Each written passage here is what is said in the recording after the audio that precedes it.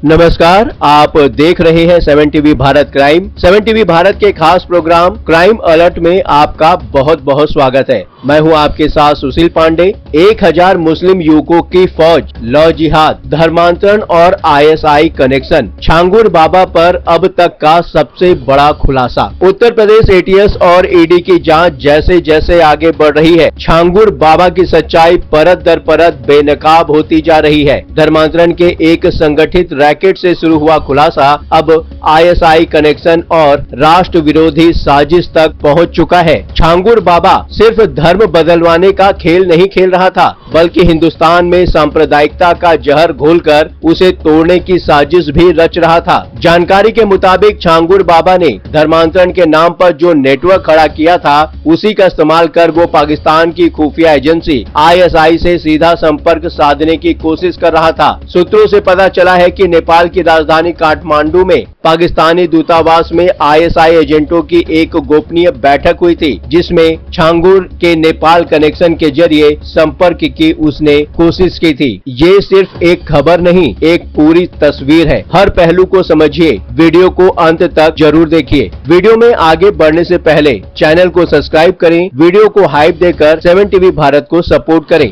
और जरूर बताएं कि आप इस वीडियो को कहां से, किस शहर से देख रहे हैं। हिंदू लड़कियों के धर्मांतरण के बाद ISI एजेंटों से निकाह की साजिश रची जा रही थी। छांगुर बाबा की योजना थी कि आर्थिक रूप से कमजोर हिंदू परिवारों की महिलाओं को फंसाकर उनका धर्मांतरण किया जाए, फिर इनका निकाह नेपाल में ISI के एजेंटों और स्लीपर सेल से करवा दिए जाएं। ये महिलाएं बाद में जासूसी के नेटवर्क का हिस्सा बन सकें, इसके लिए बकायदा कोड वर्ड सिस्टम भी विकसित किया गया था। छांगुर बाबा का नेटवर्क सिर्फ उत्तर प्रदेश तक ही सीमित नहीं था। छांगुर बाबा का जाल महाराष्ट्र, कर्नाटका, तमिलनाडु, बिहार और पश्चिम बंगाल तक फैला हुआ था। इस पूरे नेटवर्क को वो विदेशी फंडिंग के जरिए मजबूत करता रहा। ATS की पूछताछ में खुलासा हुआ है कि उसने लव जिहाद के लिए मुस्लिम युवकों की फौज तैयार की थी। बीते 3 वर्षों में 1000 से ज्यादा मुस्लिमों को इस काम के लिए कैश पेमेंट दी गई। नेपाल सीमा से सटे 7 जिलों को टारगेट किया गया। बाबा का नेटवर्क लड़कियों को फंसाता, ब्रेन वॉश करता और फिर उनका धर्मांतरण कर निकाह करवा देता था। इसके लिए विदेशों से भारी मात्रा में फंड आता था। ATS की जांच में छांगुर बाबा द्वारा इस्तेमाल किए गए कोड वर्ड भी सामने आए हैं, जैसे कि लड़कियों को प्रोजेक्ट कहा जाता था, ब्रेन वॉश की प्रक्रिया को काजल करना कहा जाता था, किसी लड़की को बाबा से मिलाने को दीदार कराना कहा जाता था, इसी तरह धर्मांतरण को मिट्टी पलटना कहा जाता था। इन कोड्स के जरिए बाबा और उसका गैंग आपस में बात करता था ताकि किसी को भनक न लगे। ED और ATS की पड़ताल में यह बात भी सामने आई है कि बाबा के पास विदेशों से करोड़ों की फंडिंग आई। जांच में अब तक 18 बैंक खातों की जानकारी मिली है। इनमें कुल 68 करोड़ रुपए जमा हुए हैं। केवल 3